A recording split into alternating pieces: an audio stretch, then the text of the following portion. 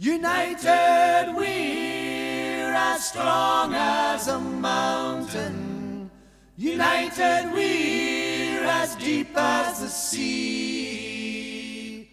My name is Steve Zeltzer. I want to welcome you all here today for this important conference of the Labor Education Project for the AFL-CIO International Operations. And we have a full schedule of speakers, and this conference is taking place at the same time of the 20th anniversary of the attempted coup in Venezuela. And it is important in relationship to our struggle that we commemorate that attempted coup, because unfortunately the AFL-CIO was involved in supporting that attempted coup. Also, this conference is in memory of Jabu Nanlovu, who was a trade unionist at BTR in South Africa, who was murdered by Inkatha. This was Chief Inkatha in South Africa was funded by the CIA through the AFL-CIO. So we remembered her, and she was murdered in 1989, as have been thousands of trade unionists around the world because of the role of the AFL-CIO collaboration with the CIA. So internationalism is key for the working class. The fight against the multinationals requires an international movement against privatization and deregulation. And we are organized this group to make the AFL-CIO accountable for its record around the world in Venezuela, Chile, Guatemala, Brazil, Argentina, South Africa, Mexico, Palestine, and Ukraine. We are demanding that there be a stop to the government funding of the international operations, and real internationalism is not collaborating with US governments around the world. And the history of the AFL-CIO, unfortunately, has been one of continuous collaboration with right-wing forces and pro-capitalist unions, supporting them. And these pro-capitalist unions have gone along with privatization, deregulation, and business unionism, including most significantly in Chile, where the Chicago boys were brought in, Milton Friedman, after the coup, and imposed massive privatization of pension and other systems. It's also, there are wars abroad that the United States has been involved in since the Second World War. We've been in continual wars from Korea, and following that, the support of corporate unions in Korea, the KFMTU or KFTU, was supported by the American Asian Federation of Labor Institute. In 1971, the international operations was getting $18 million. It's now $75 million. And there's been a struggle earlier in 2005 at the AFL-CIO convention to challenge this, and it was rejected by the executive committee. So we believe that this struggle now requires that we engage internationally to take up this, and we also involve unions around the world who've been affected, and families of trade unions who've been killed, to organize an international campaign to change this policy, confront the AFL-CIO leadership, and fight to build real internationalism. So these are one of the things that we are going to do, and there's some important works that have come out recently, including El Golpe, U.S. Labor, the CIA, and the Coup at Ford in Mexico, which recounts the record of the AFL-CIO in Ford in Mexico, and we want to actually make that an issue at the convention. That has to be recognized at the convention. So our first speaker today is Dr. Margaret Flowers, and she's has been organizing a campaign to defend Venezuela and has been involved in popular resistance, and actually tried to defend the embassy here when the United States government organized right-wing forces to take it over. So welcome, Margaret. Thank you so much for inviting me to be with you today on this important occasion and this important effort to hold the AFL-CIO accountable for its complicity in these US activities. So what I want to do is just kind of give you quickly a little bit of a bigger picture of Venezuela and what's happening right now, and talk about the embassy a little bit. And then I know that you have William and James who'll be able to even fill you in on more details. But I mean, we talk about the 2002 coup, but that is, of course, not the only coup attempt by the United States in Venezuela. Ever since Hugo Chavez was elected in 1998, following a period of neoliberalism in Venezuela, where there was extreme wealth inequality, extreme poverty, extreme looting, a very wealthy class that was looting the country. And then that was all ended, well, began to end when Hugo Chavez was elected in 1998 and started to institute the Bolivarian project, a project to create an eco-socialist economy and real participatory democracy in Venezuela. And so the US, of course, is very unhappy about that and has been launching what would be considered a hybrid war against Venezuela, as Vijay Prashad writes and speaks about. And so that has included lots of funding through the NED. And I don't know about the AFL-CIO's participation in that. I'm sure William and James can speak more to that, but I wouldn't be shocked by it. There's been direct financing of political parties, of ostensibly human rights organizations in the country, all trying to organize people to be in opposition to the elected government there. And it's involved, particularly in 2015, when President Obama declared Venezuela a national security threat. That's when the real sanction efforts began against Venezuela, and that was intensified under President Trump with his maximum pressure on Venezuela. And then, of course, the Biden administration continues this. In fact, Joe Biden invited a member of the opposition, part of the coup effort in 2019, to be present during the his inauguration. So just very clearly signaling his position on Venezuela at that point. So the sanctions in particular have been brutal, amounting to basically an economic blockade of Venezuela.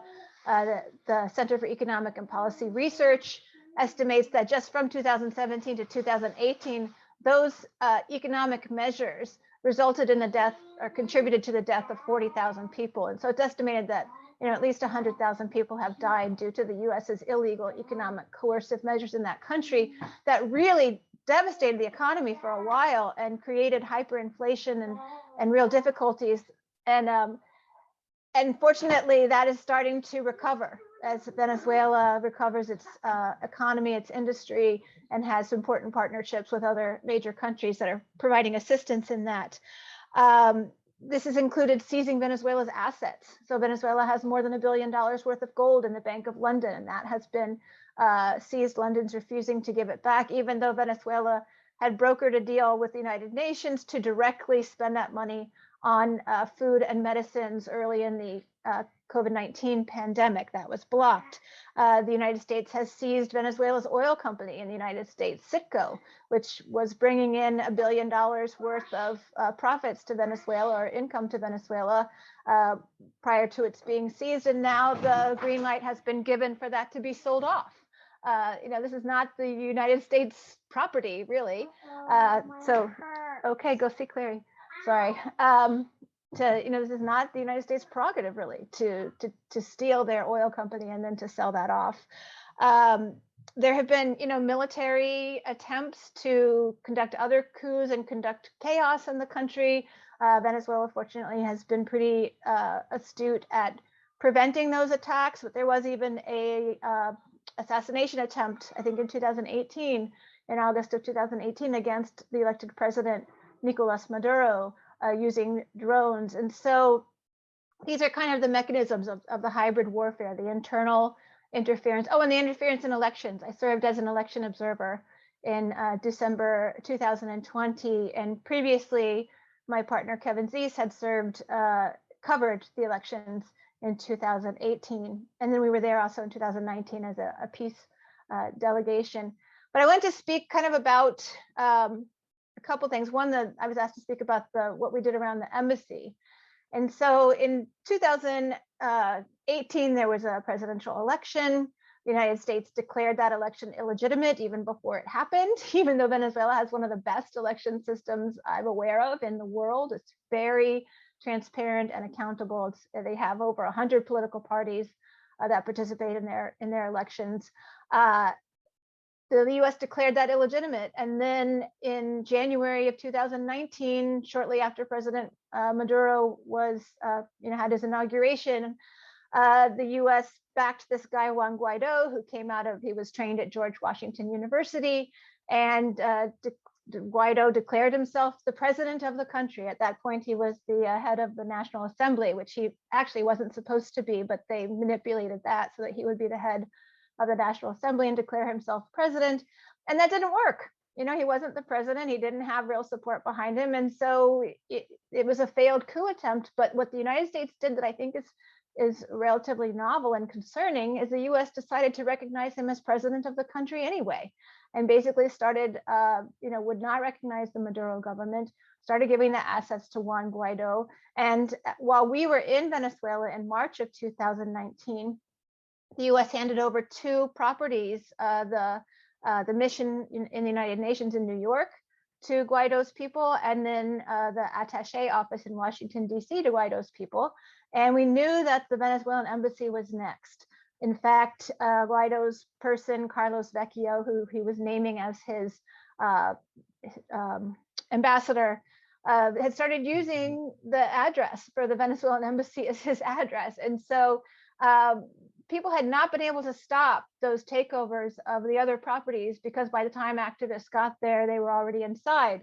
So since we knew this was coming, we went to the Venezuelan embassy staff and said, we would like to stay inside of the embassy. In fact, people had been gathering there prior to us coming and had been, been there showing solidarity inside of the embassy. And we said, we'd like to stay here, 24/7. And that will make it a little bit more complicated for them to hand over the embassy. And the staff, we knew them somewhat, but when we didn't have a close relationship, we'd been to events there. They let us stay there, and we got to know each other as we were there. And they gave us the keys and gave us the full permission to be there inside of the embassy.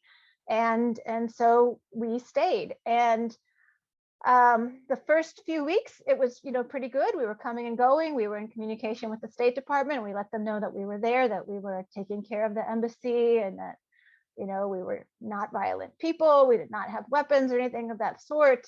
And we were freely able to come and go and have conversations with the Secret Service, or I guess the diplomatic service, when they would be coming around, which wasn't very often. They would kind of, drive by every once in a while and take a peek at it. And that was all fine. And then on April 30th, we got a phone call saying that there was going to be a coup attempt the next day on May 1st. And Juan Guaido tried a coup again in Venezuela. It was a huge flop.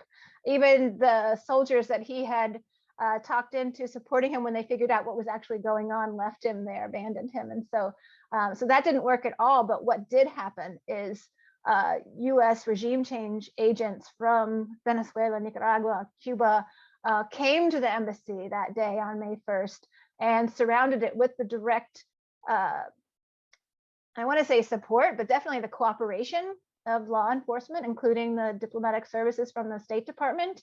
And they basically surrounded us until the US illegally entered the embassy on May 16th or May 17th, somewhere around there, and arrested us. But they were, making noise, shining lasers in our eyes, breaking into the embassy. There was a few times when they were successful in breaking in. They were doing damage to the building, all right in front of the law enforcement, and nothing was done to stop them. And they blocked off our ability to get supplies from outside. We were unable to come and go, and had to really conduct some kind of stealth attempts to get food into the embassy, which we were fortunately able to get some in, but had to really ration what we had, and including water. They turned off our power and our water while we were in there as well. And so in some ways, we felt like we were experiencing what Venezuelans were experiencing at the hands of the US's economic measures, where they do sometimes have difficulty, definitely maintaining their infrastructure. And then there have been direct sabotages of their electrical system to turn the power out in that country. So that just kind of deepened our solidarity with the people even more. I wanted to quickly mention, I don't know how much time I have here, but another kind of real atrocity that the United States has committed against Venezuela was to kidnap one of their diplomats, Alex Saab. And Alex Saab was on his way to Iran to negotiate an agreement for food and medicines. And this was in, I think, June of 2020, so a few months after the pandemic began. And his plane needed to refuel on the way, and they were trying to stop in an African country. And a number of the countries wouldn't let them, and they were forced to stop in Cabo Verde. Cabo Verde, a very small country that received significant support from the United States. And without any sort of arrest warrant, Alex Saab was detained in Cabo Verde. I think he stayed there for more than a year. Initially, he was placed into a prison where he was tortured and really mistreated. Then he was placed into what was supposed to be they called it house arrest, but it sounds like the conditions were pretty atrocious there, as well as the fact that he's a cancer survivor and needed ongoing medical care and was not able to get that. There was, international outcries against his detention. I guess there was a warrant issued after his arrest through Interpol, and not based on anything that was, actual, true, or factual.